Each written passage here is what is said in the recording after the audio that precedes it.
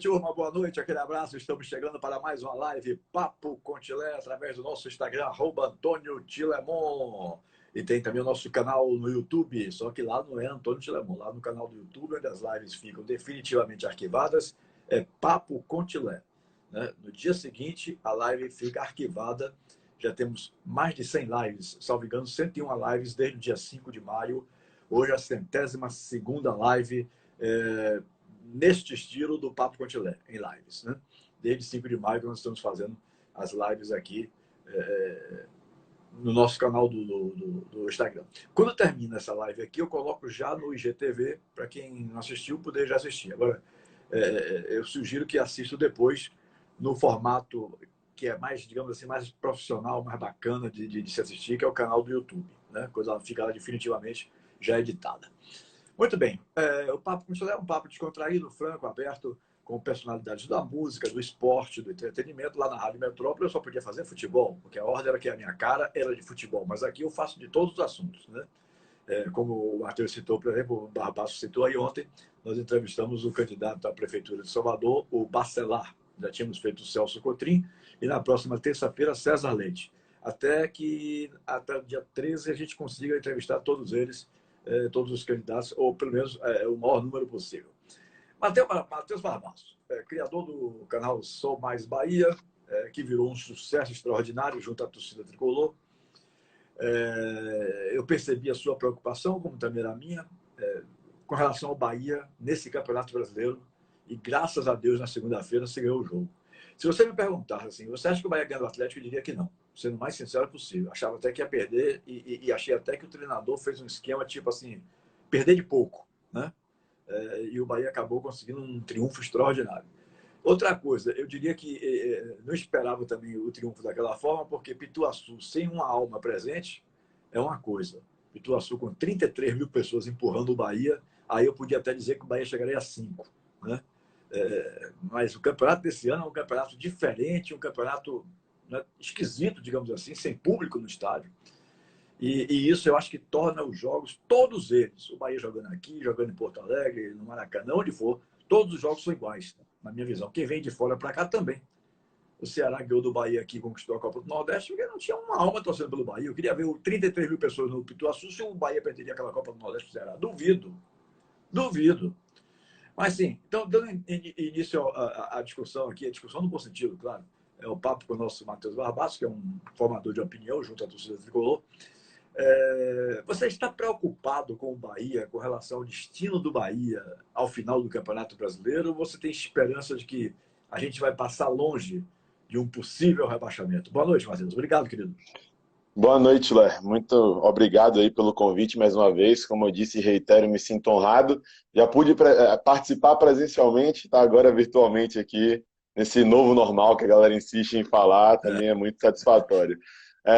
Eu também estava muito descrente para esse jogo de segunda. Lá eu costumo trabalhar com a verdade mesmo, falar o que eu penso, e eu acho que foi assim que a gente acabou crescendo. E tanto que assim, sempre eu coloco um título no pré-jogo e no depois do apito, que é o pós-jogo que a gente faz lá no canal. E aí eu boto como foi contra o Goiás, é ganhar ou ganhar. Enfim, eu trago ali uma síntese numa frase sobre a expectativa para o jogo ou sobre o que a gente espera para a partida. E o título desse pré-jogo era Em Busca de um Milagre. E graças a Deus o título do pós-jogo foi Conseguimos um Milagre. E a gente conseguiu fazer com que o futebol definitivamente se evidenciasse como esporte sem lógica alguma.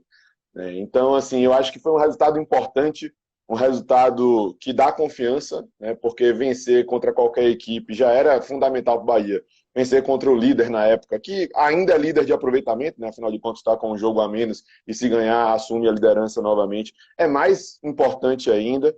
Né, e a gente espera que realmente sirva aí para poder fazer com que o Bahia se motive para poder impulsionar sua campanha no campeonato. Quanto à briga por rebaixamento ou não, assim, eu sou muito claro com isso, muito taxativo, acho que a gente tem que encarar a realidade do momento. O elenco do Bahia não é para estar ali embaixo, eu não acho que é um elenco fraco, apesar de também não achar que é um elenco extremamente forte, tem lacunas que precisam ser preenchidas, mas, convenhamos, não é, principalmente comparando com as outras equipes desse Campeonato Brasileiro tão nivelado por baixo, não é um elenco fraco. Porém, muitas coisas ao longo desse percurso aí deram errado.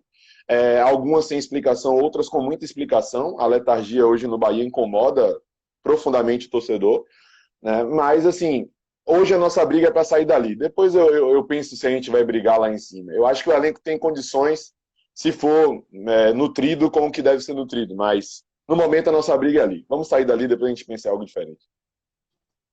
Uhum. Você acha que o processo de pandemia que nós estamos enfrentando tem também influência nesses altos e baixos do Bahia no Campeonato Brasileiro, Barlaço?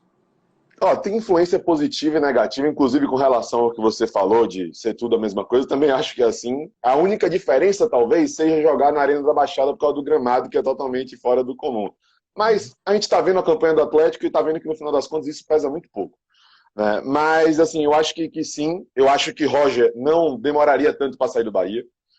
Eu, inclusive, acho que foi um questionamento que alguém fez, acho que o Fabinho, que era do Bar Futebol Clube, publicitário, que fez aí a camisa do Bahia, que está concorrendo para primeiro e segundo uniforme, ele falou, será que o Bahia conseguiria essa reação se a torcida estivesse no estádio e visse o Bahia se comportando daquela forma na primeira etapa, sendo acuado, encurralado? Eu até classifiquei ali no intervalo como uma partida vergonhosa do Bahia, porque eu estava espantado, assustado, com poucas perspectivas, não só para o jogo, mas para a trajetória do Bahia mesmo no Campeonato Brasileiro. Uhum. E aí ele fez esse questionamento, eu falei, rapaz, eu não sei.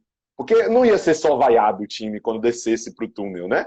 A galera ia bater, a galera ia ficar transtornada, né? Teve um torcedor mesmo esse ano que, acho que no Bavia, acabou até invadindo o campo. A gente está muito à flor da pele, eu acho que esse momento tem colaborado também para isso, né? Então, assim, eu não sei, eu acho que tem pontos negativos e positivos. A torcida seria fundamental em alguns momentos, mas eu acho que em outros momentos, né, ia acelerar alguns processos, como essa da demissão de Roger, mas em outros momentos, talvez, acentuasse essa pressão e isso pudesse fazer com que o time não entregasse um resultado como foi esse de segunda-feira. Mas interfere, com certeza.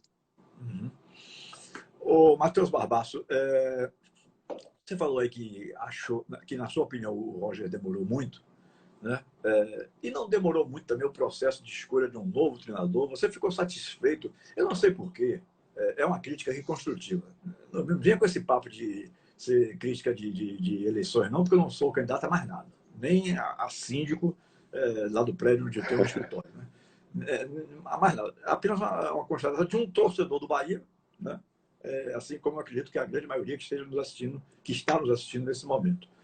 Eu não sei porque toda vez que o Bahia vai mudar um treinador, há uma demora, às vezes até de uma semana, para você escolher o substituto. Né? E isso, se você for somar, isso perde muito tempo. Você vê clubes grandes, mas que não tem a grandeza de um Bahia, com todo respeito, Ceará, Fortaleza, perde o treinador no dia, no outro dia já tem o treinador contratado, quer dizer, e aí se encaixa, tenta se encaixar o trabalho e tal. Mas o Bahia demora muito, não sei se porque tem um auxiliar técnico do clube, que é o Claudinho Prates, aí confia nele e deixa a coisa rolar, ou não sei se incompetência, não, seria uma palavra muito forte, da direção para contratar um substituto. Porque levaram muito, mas muito tempo com o Roger mesmo. Todo mundo enxergava isso, todo mundo falava sobre isso, e a diretoria, aí eu tenho que citar o presidente, porque na hora da crítica ou do elogio tem que ser ele, que é o comandante, né? Parece que Belitani fica de braços cruzados, esperando o circo pegar fogo. Não sei, eu não consigo entender isso. Então, demorou muito para sair o Roger. Isso acho que é uma opinião unânime, ou quase unânime. E a contratação de Mano lhe agradou? Você acha que Mano é o treinador do perfil certo para o Bahia nesse momento? Qual é a sua opinião, Barbaço? Olha, eu acho que fica agravada essa situação quando a gente vê o próprio torcedor do Bahia torcendo para o Bahia não ganhar o Campeonato Baiano só para poder acelerar esse processo meio que de maneira forçada. Eu não consigo fazer isso, eu não consigo definitivamente, é instintivo, é algo de mim, assim. Mas eu entendia quem torcia contra para poder acelerar os processos, porque estava escancarado que a coisa não estava funcionando, que a coisa não estava fluindo.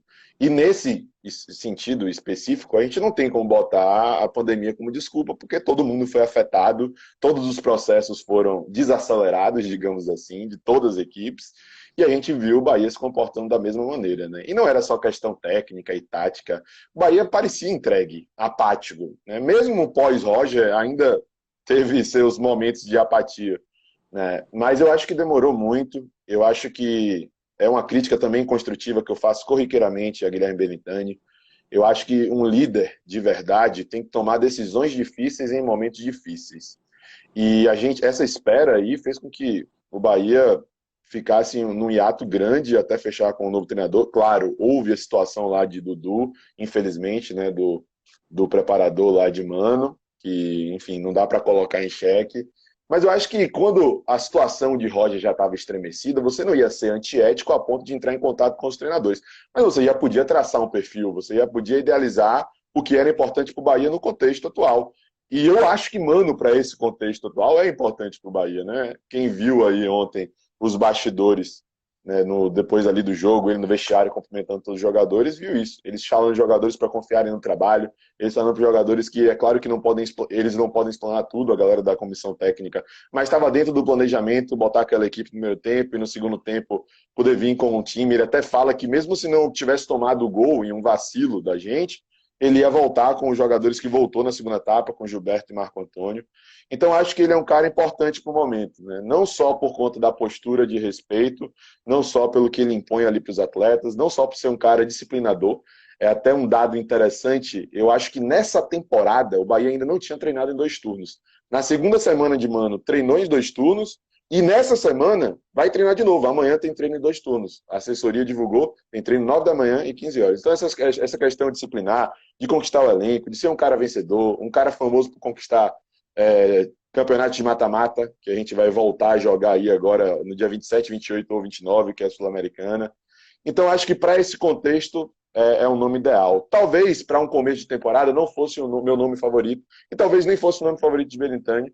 Eu acho que esse que agora o Palmeiras correu atrás para tentar, o Miguel Ramírez, seria uma boa alternativa para criar um trabalho a longo prazo, para desenvolver uma filosofia de futebol dentro do Esporte Clube Bahia, diferente, com a metodologia própria e que o futebol brasileiro não está habituado. Mas eu acho que para o momento a gente precisava de um Mano Menezes. E eu torço para que esse resultado realmente seja efetivo, que ele possa atrelar esse bom rendimento com a conquista dos resultados positivos. Me permita só fazer essa colocação de que eu concordo plenamente com você. Eu costumo não concordar nem discordar do convidado, porque a atração aqui, para mim, é o convidado. Né? Eu sou apenas o apresentador. Eu não gosto de ficar...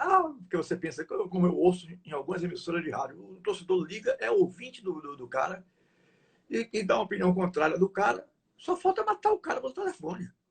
Eu não consigo entender isso. Então, para que botou o cara para falar? Né? Então, não faz o menor sentido nosso desse. Então, até Marcelão fez alguns comentários sobre a campanha dele, e num determinado momento, umas 2 pessoas entraram e discordaram dele. Gente, eu não estou aqui nem para concordar, nem para discordar. Quando eu convido a pessoa, a opinião é do entrevistado. Eu não vou discutir a opinião do entrevistado com ninguém. Né? Nem com o próprio entrevistado, nem muito menos com outras pessoas que estão de fora participando. Então, mas eu só vou dar só essa pitadinha. Eu concordo plenamente com você, porque eu acho que o Bahia precisava de um treinador experiente nesse momento. Né? Talvez o Mano tenha tido um problema. Ele não conhecia a fundo o elenco do Bahia. Nos primeiros jogos, ele andou derrapando. Mas nesse jogo de segunda-feira, como você falou aí, que viu nos bastidores, ele já armou uma estratégia de começar de uma forma, né? E depois, aos poucos, ir mudando. Quer dizer, ele parece estar começando a conhecer melhor o grupo. O cara não vai conhecer o grupo de longe, ele tem que conhecer no dia a dia trabalhando. Então, né, é a partir desse momento do trabalho do dia a dia que ele vai conhecer e vai podendo pôr em prática. Então, eu acredito também da mesma forma que você, Barbaço. Eu acho que, para o momento, um treinador tipo Mano Menezes, né, tipo Filipão, um cara desse tipo assim, seria importante para poder pôr ordem na casa, né, e aí tentar arrumar a situação. Sim, agora sobre o time, eu tenho ouvido vários torcedores do Bahia se queixando muito sobre o time do Bahia, o elenco do Bahia, que não é um elenco de qualidade. Eu queria deixar você bem à vontade, porque isso é um assunto que não dá para o cara comentar em 30 segundos, em 40 segundos, né? Sobre esse elenco atual do Bahia. O que é que você acha? Você já falou um pouquinho aí no início, mas eu queria que vocês me usassem mais agora a sua opinião. Você acha, por exemplo, que esse elenco é melhor do que o do ano passado, para poder a gente partir a discussão por aí, ou é inferior ao do ano passado? Eu acho que é muito nivelado com relação ao ano passado, inclusive a pretensão da diretoria, isso até o próprio presidente expôs aí sendo entrevistado após o jogo, era poder reforçar pontualmente, né? há muito tempo o Bahia não mantém uma base assim do time anterior.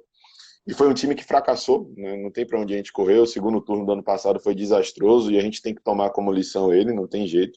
Mas foi um time que mostrou valências, mostrou muitos aspectos positivos que podem ser melhor explorados. Mas eu acho que esse elenco tem um problema muito grande, assim, de... Não sei se eu posso cravar, porque eu não sou um profissional da área, né? Mas talvez um problema psicológico de jogadores que talvez não tenham o perfil que o torcedor quer para fazer com que o Bahia antecipe esses passos e mude o seu patamar de uma vez por todas. O trabalho que vem sendo desenvolvido após o período pós-democrático é bom, é de se valorizar, todo ano tem uma conquista, por mais que hoje o Campeonato Baiano, né, por questões que não vale a pena aprofundar aqui, de federação e tudo mais, não esteja tão valorizado. O Bahia tem conquistado os campeonatos baianos, está chegando para brigar, é quarta de final de Copa do Brasil ano passado, ano retrasado, está fazendo com que o torcedor acredite. Inclusive, isso é um ponto fundamental, né? É aquela frase, quanto maior a expectativa, maior a queda. O torcedor, ele nutre essa expectativa dentro de si, e isso é completamente natural, o torcedor tem que fazer isso mesmo. E o dirigente tem que comprar essa briga e dar para o torcedor motivos para realmente acreditar. Mas eu acho que existe ainda, dentro desse elenco, essa lacuna, né, de entender não só o tamanho, a dimensão da instituição Esporte Clube Bahia, como a responsabilidade que se tem assumindo essas cores, essa camisa, né, vestindo essa camisa.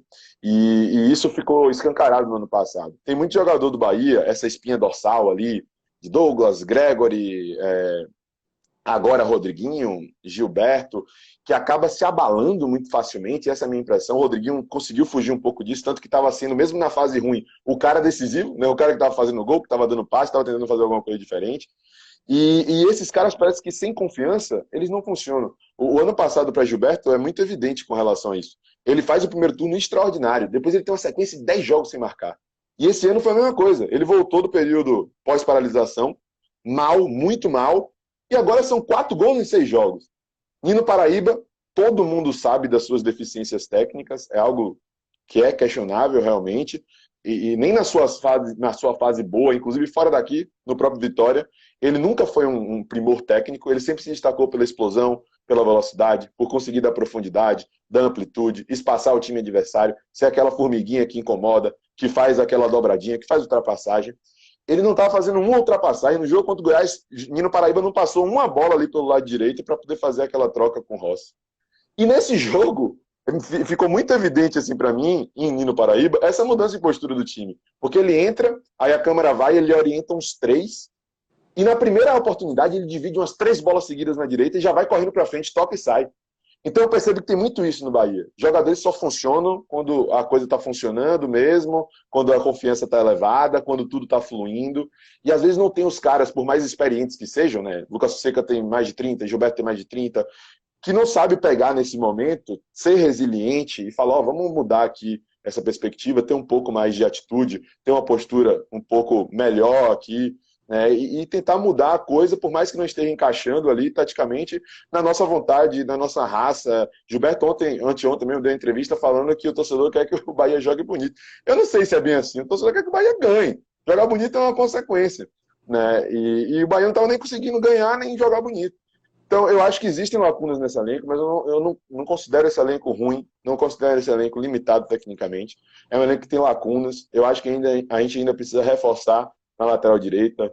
Hernando melhorou o time em alguns aspectos, principalmente na solidez defensiva. E é aquele cara que sobe quando dá, né? Mas conseguiu ser efetivo nas vezes que subiu, principalmente naquele jogo contra o Vasco. Mas não dá para ficar dependendo dele, de Nino e João Pedro, sem previsão nenhuma de retorno.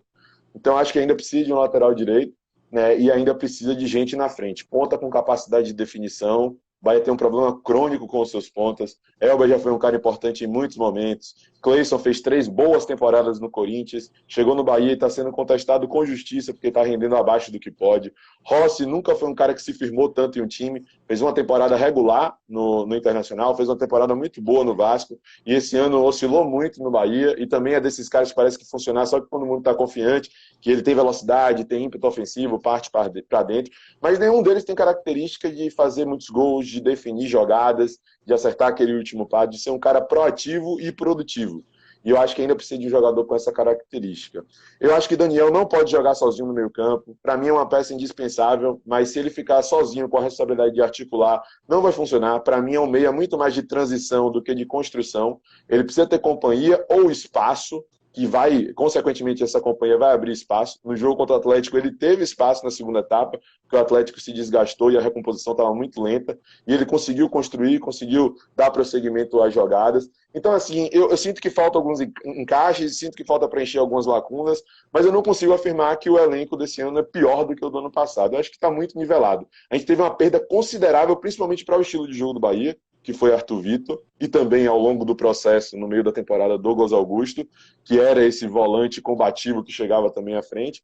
Mas eu não consigo cravar assim que o elenco é pior, não. Eu acho que está bem nivelado, mas para o próximo ano, se der tudo certo esse ano, eu acho que é importante reformular alguns setores ali para que a gente possa dar esse ganho, talvez de culhão, né? De jogadores que cheguem, assumam a responsabilidade e entendam o tamanho da camisa do Bahia. Barbaço, eu noto que o nome do Diego Serri é um nome que hoje não agrada a grande parte da torcida do Bahia. Qual é a sua avaliação sobre o trabalho do Diego Serri, já com praticamente 6 ou 7 anos, né, de clube? Mais ou menos isso, ele chegou para a gestão de Marcelo Santana, né? 5 anos, eu acho. Ele chegou para ser gerente e virou diretor. Qual é a sua avaliação do trabalho de Diego, que é tão contestado por parte da torcida do Bahia? Eu acho que ao longo desse processo nem tudo fica claro para nós, meros mortais, torcedores, né? Eu acho que a gente não sabe até que ponto determinadas decisões são de Diego Serri e determinadas decisões são de Guilherme Belintani. Então eu procuro ter um pouco de cuidado, cautela, para não ser precipitado na hora da minha avaliação sobre um profissional. Mas eu acho que o trabalho é contestado com justiça, né? A gente sabe que em um time em que você está reformulando, o Bahia está tendo ganho de receita, de orçamento progressivo a cada temporada. A tendência, não sei como vai ser esse ano por conta dessa pandemia, é aumentar cada vez mais. E a gente sabe que um time que está nesse processo, e um exemplo perfeito para isso é o Fortaleza, tem que ter uma margem de erro extremamente reduzida. Eu acho que ele errou mais do que deveria, errou mais do que poderia. E isso desgasta, não tem para onde correr. Qualquer trabalho longevo, qualquer trabalho duradouro, em que a manutenção é feita de maneira constante, inevitavelmente, por mais que você acerte ao longo desse processo, vai desgastar. Principalmente pelo fato dele hoje ser o principal responsável, pelo menos em tese, né, porque ele é o diretor de futebol, pelo departamento de futebol. Então vai desgastar. E eu acho que realmente ele errou mais do que deveria nesse processo. Porém, eu não sei se dá para a gente depositar todas as culpas em Diego Serri, sobretudo depois da entrevista de Belintani lá para o Sócio Digital, em que ele assumiu toda a responsabilidade. Ele falou que ele como posso dizer, ele protegeu o diretor de futebol dele, né? Ele blindou Diego Serri e assumiu a sua responsabilidade. Então eu tenho que cobrar dele, ele que contrata, ele que assume, ele que define quem deve assumir cada cargo ali, ele que define quem deve ser responsável por cada setor do clube. Então acho que a cobrança principal, nesse sentido, tem que ser o Guilherme Belintani. Mas eu acho importante um diretor de futebol aparecer um pouco mais. O próprio Marcos Braz, lá no Flamengo, ele não é o presidente, mas muita gente pensa que é. Porque ele é o responsável direto pelo futebol, ele está botando a cara a tapa, ele está falando que deve ser ajustado ou não, ele diz qual é a lacuna do elenco, ele diz o que ele vai buscar, ele diz o que ele vai fazer. E eu acho que precisa dessa identidade um pouco maior, dessa postura um pouco mais proativa, do cara chegar e dizer o que ele realmente faz no clube e demonstrar ali na prática, no dia a dia, né, para o torcedor a sua função. Talvez, se ele tivesse uma postura assim, de se demonstrar um cara um pouco mais produtivo ali no cotidiano, o torcedor aliviasse, digamos, mais para ele e chegasse mais pesado em Guilherme Belintani. Mas, enfim, eu acho que é realmente um trabalho contestável e eu acho que assim, é importante entender isso e não só no futebol. No futebol se acentua porque as relações naturalmente vão se desgastando. Afinal de contas, tem muito amor envolvido, tem muito sentimento envolvido. Mas até em qualquer empresa, a gente tem que entender quando os ciclos chegam ao fim. E não dá para a gente adotar a política de amiguismo, né? De você ter alguém que você gosta e por conta disso, a minha família é amiga da família dele, a gente se encontra tal, você ficar passando pano ou não levando em consideração determinadas decisões equivocadas ao longo do processo. Existe um limite para tudo. E eu acho que isso tem que acabar no Bahia. Eu não digo só com o Diego Serri. Digo também que o jogador, Elton já entregou o que tinha para entregar para o Bahia, foi importante, fez gol de título em 2018, fez gol importante na Copa do Brasil de 2019. Hoje não está sendo nem relacionado. Anderson já tem 5 anos de clube. Anderson está aí desde o acesso em 2016. Matheus Claus correspondeu no time de transição, não é aquele cara que ainda passa toda a confiança, mas quando entrou como titular no lugar de Douglas também se saiu bem. Então acho que tem que acabar esse coleguismo no Bahia, de levar em consideração o aspecto vestiário, de levar em consideração esse medo, sabe, esse cuidado, essa cautela para você lidar com as relações e preterindo a incompetência em determinados aspectos. Eu acho que isso tem que mudar no Bahia, assim, já. E isso pode ser determinante e pode custar caro para a gente a médio e curto prazo. Né? Então, enfim, é um trabalho questionável, mas eu não dou toda a responsabilidade para ele, porque o próprio presidente assumiu essa responsabilidade. Passou um comentário aí que está subindo tanto comentário aí que eu não consegui memorizar o nome da pessoa, mas dizendo assim, quando as contratações foram feitas, ninguém criticou, todo mundo elogiou. Mas, meu amigo, com todo respeito, como eu disse, que eu estava criticando quem contesta a opinião de quem está ali vendo, né? Não é contestando, não. É apenas dando um dado a mais para você parar e pensar um pouquinho também no seguinte aspecto. Quando a contratação foi feita, se fez uma análise a respeito do que até aquele momento aquele jogador estava produzindo. Só que já temos quase que 10 meses finalizados do ano seguinte. Né? Então, está se analisando hoje, se criticando hoje, a produtividade de cada um. Aquilo que cada um está apresentando. Você não pode, só porque você elogiou lá atrás, continuar elogiando até o fim. Porque você estaria fazendo um comentário a respeito de 10 meses atrás. Estamos 10 meses à frente. Né? Então, quem está comentando aqui, e essas colocações que o Barbaço tem feito aí, é aquilo que ele está vendo hoje e agora. Né? Eu acho que é simples isso. Não é questão de porque todos elogiaram as contratações. Sim, naquele momento as contratações foram bem feitas porque estava se julgando aquilo que aqueles jogadores contratados estavam vendendo. Mas 10 meses depois é outra história. Você tem que, quer dizer, embora tenhamos aí 6 meses mais ou menos de pandemia, né? E quase tudo parou, mas a gente está analisando, o Barbaço, que é o meu convidado de hoje, está analisando o dia de hoje, aquilo que o cara está produzindo agora, do último jogo de anteontem à noite, contra o Atlético Mineiro. Sim. E um ponto importante, Tiller, assim, desse início de ano, eu acho que a única decisão realmente equivocada foi não ter contratado um zagueiro. Né? O Bahia tendo Wanderson, dependendo da situação de Ignacio no time de transição, tendo Hernando, que na época ainda estava recuperando de lesão, que fez uma cirurgia de hérnia, tendo Lucas, que agora está jogando muito bem, isso tem que ser reconhecido, mas que já estava numa curva descendente, afinal de contas já tem um bom tempo de clube, já tem uma idade um pouco mais avançada, e naturalmente o desgaste vem. Né? E o único firmado mesmo na posição, que hoje é o mais contestado talvez, era Juninho. Então acho que a demora para poder contratar um zagueiro é algo a ser levado em consideração, e para mim é um equívoco lá do começo da temporada. O primeiro zagueiro que chegou para o Bahia nessa temporada foi Anderson Martins. Mas assim, as outras lá do começo, eu não vejo problema não. Eu acho que o julgamento na contratação de Cleison não foi precipitada. Talvez o valor sim, mas o julgamento não. De Rossi também não. Né? Apesar de eu querer pontas também definidores. Né? Do Rodriguinho, nem um pouco. Um cara que eu acho que agrega em diversos aspectos. Então, não tenho muito o que questionar, não. O que eu questiono, e isso daí eu bato firme na tecla, é a letargia. Porque ao longo do processo, você encontra diversas dificuldades. Encontrou uma pandemia pela frente.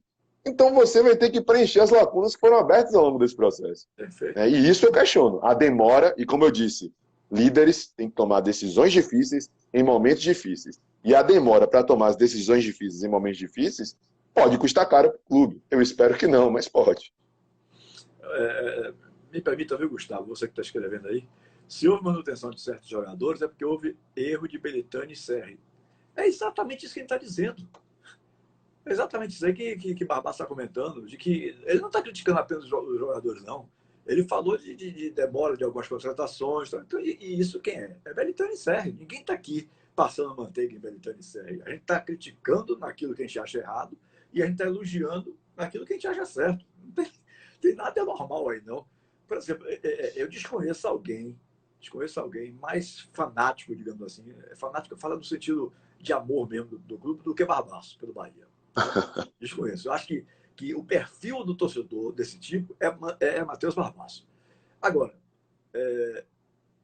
ele, quando criou o canal Sou Mais Bahia, tem momentos que ele fala com o coração, mas eu tenho visto o Barbaço falar muito com a razão. Né? Tenho visto falar muito com a razão. Talvez esse seja, inclusive, o verdadeiro motivo do sucesso do canal dele. Porque quando você toma uma postura de ser líder de alguma coisa, de um grupo, você tem que ter respeito na forma de criticar, né? Pensar bem na forma de elogiar, para construir uma imagem. E esse rapaz construiu essa imagem. Ninguém está lhe criticando aqui, não, viu, Barbaço? Eu só estou fazendo colocações a respeito dos comentários que eu estou fazendo aí. Sim, Né? sim. Então, eu acho que Barbaço tem um perfil extraordinário. Eu até ia perguntar se ele um dia não pensa em ser comentarista de rádio, ou de televisão, né? Um cronista esportivo, porque eu acho que ele tem visão das coisas que ele analisa, né? E aí é um elogio direto ao convidado de hoje. E por isso eu o convidei. Quando eu vi a coisa pegando fogo, eu digo, vou trazer uma pessoa que tem uma opinião que a torcida respeite, que a torcida admire, né? Não quero aqui nenhum xiita. O cara vai esculhambar só, não adianta. Tem que ser um cara que tenha visão crítica, né? Uma visão crítica construtiva, principalmente. Né? Afinal de contas, eu detesto esse negócio de se chamar Bahia de sardinha, de Vitória de galinha. Eu não gosto disso, mas tenho que respeitar que o torcedor faça isso. Eu não posso fazer. Eu acho assim. Eu não posso fazer. Mas eu não posso dizer também, o cara, não faça, né? Já vi um bocado de gente falando que a galinhada está presente, que a galinhada está assistindo Barbaço aí, né? Esse negócio de galinha, de sardinha. Eles gostam de mim, Tila. Eles também gostam de mim, que eu sei. Esse negócio de sardinha, de galinha, só é para depreciar as nossas instituições, que quer queira ou não, Bahia e Vitória são as mais importantes, né?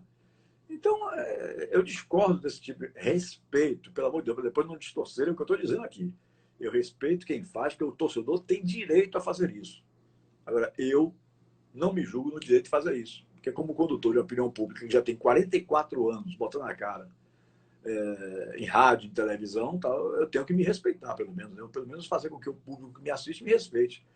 Então, goste do meu tipo de analisar. Então, assim, voltando então ao aspecto. Então, minha gente, não está passando manteiga em Belitânia e Serra, não, como também não estamos esculhambando Belitânia e Serra, estamos fazendo uma análise do momento do Bahia, né? Por exemplo, desviando um pouquinho agora do time para a parte administrativa, qual é a sua avaliação da administração hoje do clube? E aí depois eu vou trocar uma bola com você sobre isso. Não, acho que o clube está muito ajustado e isso daí também não é só mérito de Guilherme Belintani, é mérito de todo um trabalho que foi construído no Bahia pós-democracia, né? E que começa lá em Schmidt, passa por Marcelo Santana e hoje chega a Belintani. Acho que ao longo desse processo cada um teve a sua importância. O próprio Marcelo é um cara que eu converso corriqueiramente hoje, uma figura sensacional e ele teve seus erros ao longo do processo. Ele mesmo admite que não entrou com o conhecimento, talvez experiência que fosse necessário no momento. A decisão que ele tomou para poder se candidatar se deu em um mês, né? Mas eu acho que também foi importante. E Belintani foi um cara que chegou para poder elevar o nível do Bahia em termos estruturais e institucionais, né? O CT Evaristo de Macedo é um marco na história do Esporte Clube Bahia. Eu me emociono de saber que meu nome vai estar lá no monumento de Jorge Maia e também de ter presenciado a inauguração do CT lá naquele dia, em janeiro, né? E eu acho que isso, a loja do Esquadrão e tudo mais que se agregou de valor à marca do Esporte Clube Bahia, não é algo construído do dia para a noite, é algo que demanda tempo, é um trabalho feito a longo prazo e é um trabalho que eu acho que a gente vai usufruir muito mais ao longo desse processo. Eu acho que é um trabalho que a gente vai tirar muito proveito e, querendo ou não, é um ponto a ser levado em consideração para quem chega no Bahia. O próprio Mano, na sua apresentação, na sua coletiva, falou disso, falou da estrutura do clube. Um dia desses eu vi um torcedor do Botafogo que tem questionado corriqueiramente a condição física dos atletas, mostrando lá a foto do CT do Botafogo e CT de outras equipes, e a do Bahia estava lá como exemplo, né? E isso, no final das contas, faz a diferença para poder captar atletas e também para poder fazer com que os atletas tenham uma performance cada vez melhor. O time feminino do Bahia é algo a ser valorizado. O Bahia tem investido bastante no time feminino, que vai começar agora o Brasileiro A2, e eu acho que tem dá para fazer ótimos prognósticos, né? Conheço a Verena, que chegou aí para ser centroavante, inclusive já jogou no Vitória, mas é torcedora do Bahia desde criança, né? Gadu é um time muito forte. Então, assim, eu acho que essa cara, esse enriquecimento, essa identidade que foi dada para a instituição Esporte Clube Bahia é algo que a gente tem que valorizar. Por mais que a gente critique muitas vezes a letargia de Guilherme Belintani, a demora para tomar determinadas decisões, a forma muito naturalista como ele lida com determinadas situações, né? Ele fala muito, vejo com muita naturalidade, vejo com muita tranquilidade, e o torcedor às vezes não gosta muito desse tipo de diálogo. Apesar de tudo, eu acho que houve um crescimento, sim, estrutural e institucional do Esporte Clube Bahia ao longo desse processo, que tem que ser valorizado, e tomara que a gente possa colher cada vez mais os frutos desse crescimento. Agora, você é de acordo, por exemplo, com essas campanhas de marketing que o clube faz? E por que você vai entender a minha pergunta no final? Falando de LGBT, de campanha contra o racismo, enfim, uma série de campanhas que o clube está desenvolvendo aí. Quando, por exemplo, o presidente do Fortaleza, que hoje para mim é um modelo de gestão de futebol, preste bem atenção, de futebol, melhor do Nordeste, né? É o cara que realmente pegou o Fortaleza lá embaixo, né? Futebol cearense era um futebol que há 8, 10 anos atrás não terminava um campeonato cearense. Todos iam para o tapetão. Todos. E ele ficava brigando se o Ceará é o campeão, se o Fortaleza é o campeão, se não sei o que tem chance, se o resultado for assim, se o outro pode subir. Uma confusão. De uns 5 anos para cá, o futebol cearense se organizou por demais. Né? E o Fortaleza, na minha modesta opinião, ainda mais do que o Ceará. E esse Manuel da Paz, Manuel Paz, que é o presidente do Fortaleza hoje, você não vê ele preocupado com outras situações. Ele se preocupa exclusivamente com futebol. Ele diz que Fortaleza é Fortaleza futebol. Né?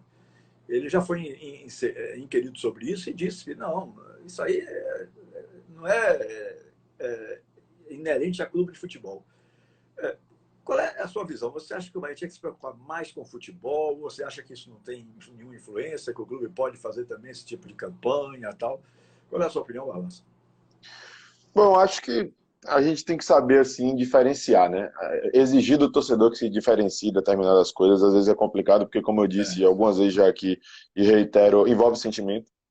Mas, se for limitar a pessoas que são responsáveis por cargos, setores, critique Diego Serri, parabenize Lene Franco. Né? Eu acho que é mais ou menos por aí. Conheço a pessoa de Lene, já fui para algumas palestras, já fiz alguns questionamentos, ele já concedeu entrevista lá para o canal. Conheço outras pessoas que são responsáveis por esse setor de marketing e de comunicação dentro do Esporte Clube Bahia. E eu acho que esse trabalho vem sendo bem feito. O trabalho do departamento de futebol vem sendo extremamente questionável e com toda a justiça. Eu acho que há um ganho de imagem, muitas vezes, que não é tão perceptível através dessas campanhas, através do que o clube defende. Na questão agora da venda das camisas a preço popular, que tinha uma marca do SUS, vi diversas pessoas. Eu tenho a felicidade de ter contato com produtores de conteúdo de times do Brasil todo aí e conhecer de cada canto aí, de já ter viajado para assistir o jogo do Bahia em cada canto também, resenhado com a galera, e vi inúmeras pessoas comprando camisas do Bahia por conta do que o Bahia estava representando fora das 4 linhas. Eu acho que isso é louvável, eu acho que isso tem que ser levado em consideração. E eu também não acho que Belintani ele fica isolado dessas questões. Eu acho que ele acaba sendo responsável por muitas coisas, acaba levando muitas ideias, acaba amadurecendo muitas ideias. E é evidentemente que, no final das contas, o foco do Esporte Clube Bahia é o futebol. Mas eu acho que essas coisas agregam e deve ser dado os louros, né, as honras a quem vem desempenhando um bom trabalho. Eu acho que, ao longo desse processo do Bahia pós-democrático, houve alguns equívocos. Por exemplo, a Avancini, para mim, apesar de ter agregado alguns aspectos, não entendia exatamente o que era a instituição Esporte Clube Bahia, o que ela representava.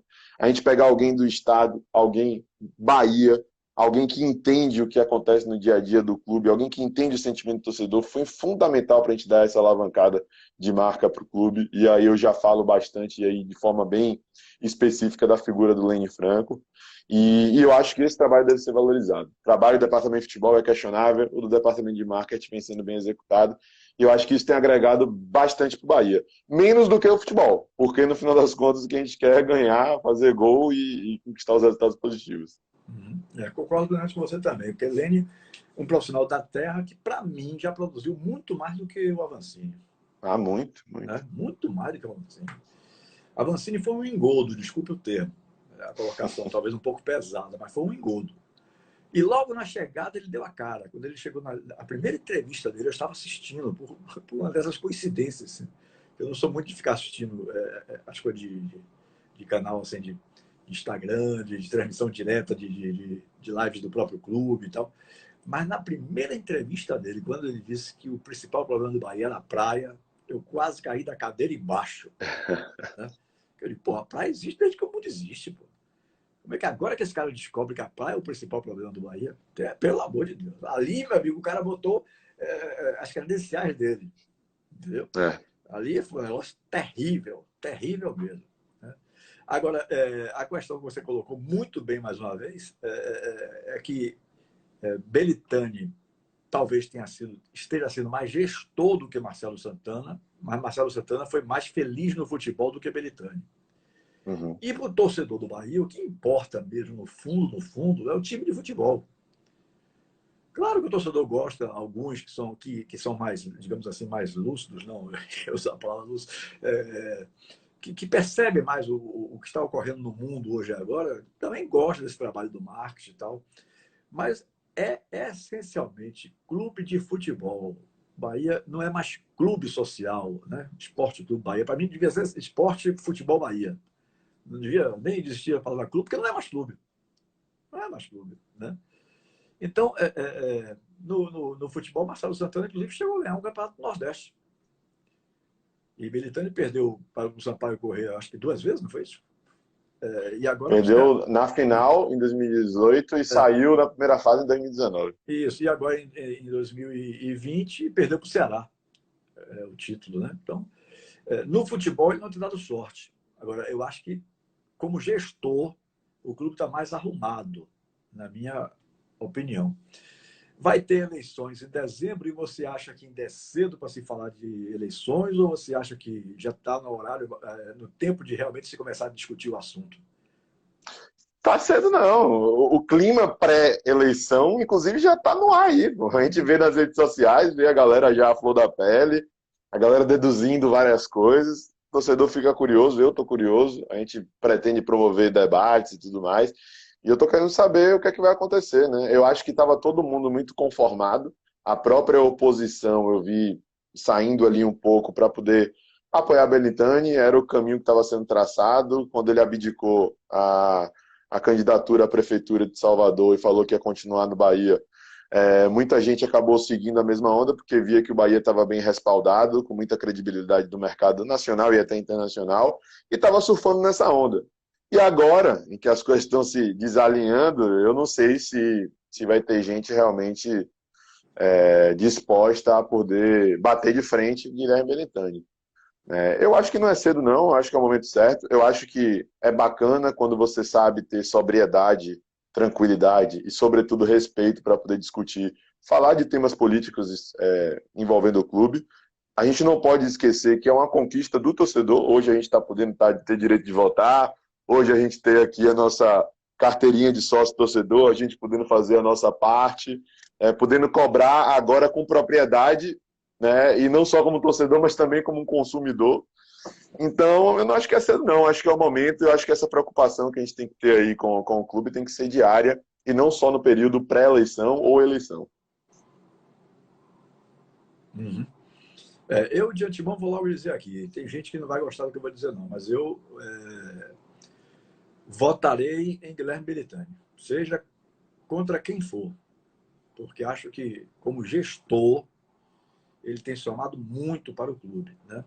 Até discordei dele quando, há uns 3, 4 meses atrás, ele disse que foi até uma polêmica que houve. Ô, meu querido compadre, Marinho Júnior, um abração. Alô, Puco. Abraço, meu parceiro. Dizendo que a barba, né? Leia para mim, você tem uma visão melhor do que a minha aí. Cadê? Deixa eu ver que já saiu o comentário dele aqui. A barba tá me enrolando. Agora com sua sombra Ah, deu para entender. tô te enrolando nada. Fique de boa que Um a gente abraço, meu resolve. compadre. Um abraço para você. Sim, então, como eu estava dizendo, há uns 3 ou 4 meses atrás, na Rádio Metrópole, né, ele deu uma entrevista, acho que foi o próprio Marinho Júnior, dizendo que era muito cedo, alguém já estava cobrando que ele dissesse que ia ser candidato à reeleição e tal, e ele dizia que era muito cedo para isso, Foi para Marinho. Né, o torcedor ia criticar ele. Eu já penso um pouquinho diferente, mas só que depois veio a pandemia, e a pandemia atrapalhou muito a forma de se pensar nesse aspecto que eu estou comentando aqui. Quando ele disse isso, eu acho que, de alguma forma, ele acabou sem querer, como é que eu poderia dizer, prejudicando o clube não é bem o termo, mas se ele tivesse já dito ali que ele seria candidato, eu teria feito isso no lugar dele. Até porque eu acho que Guilherme, ele é candidato natural de novo, ele tem o direito a uma reeleição, né? Então, eu não entendi até hoje porque que Marcelo Santana desistiu. Só posso entender que alguém disse a ele que não saia, e não saiu mesmo. Como ele foi criado, uma criatura que foi criada pelo marqueteiro, né? Então talvez não tenha tido, digamos assim, coragem de bater de frente com o marqueteiro e tomar a posição de sair candidato. Mas Marcelo deveria ter sido candidato para a reeleição. Era um direito que assistia a ele ter mais 3 anos de mandato. Eu acho que hoje ele deve se arrepender. Imagino eu. Agora, Belitani, para mim, é o melhor nome porque faz um trabalho que ele precisa dar sequência a esse trabalho para concluir no prazo de 6 anos. Entendeu? E olha que eu estou sendo ousado de dizer aqui, há 2, 3 meses antes da eleição, sem a gente saber o que destino vai ter o Bahia no final do Campeonato Brasileiro. Mas eu acho que ele não tem que estar preocupado com isso, porque eu acho que o Bahia não vai ser rebaixado. Então, eu acho que o Bahia, inclusive, vai ficar na posição intermediária, embora eu não goste desse negócio da assessoria de comunicação do grupo, está comemorando melhor posição dos pontos corridos. Eu acho isso uma babaquice. Eu quero estar na Libertadores, pelo menos, né? A melhor colocação da era dos pontos corridos. Pô, isso é tão pobre para um clube como o Bahia, da grandeza do Bahia, ficar em 10º ou 9º, porque é a melhor colocação dos pontos corridos. Pelo amor de Deus, velho. Pelo amor de Deus. Então, eu acho que Belitani é candidato natural.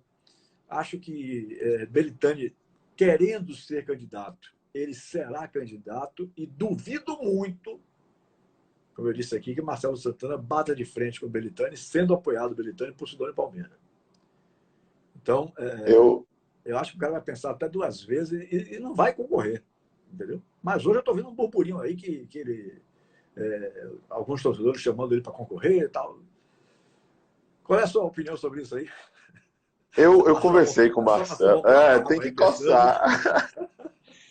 A segunda live que a gente fez no canal, lá nesse período, quando começou mesmo a pandemia, a gente começou a fazer lives lá no canal também. A primeira foi com o Nonato, meu ídolo de infância, e a segunda foi com o Marcelo Santana. E nessa nossa live foi que ele revelou para o mundo que ainda pensava em ser presidente do Bahia, que esse período pandêmico fez ele refletir sobre muitas coisas, não só em relação ao Bahia, mas também em relação ao Bahia. Mas ele deixou claro que não é algo que ele pretende fazer ainda para esse ano.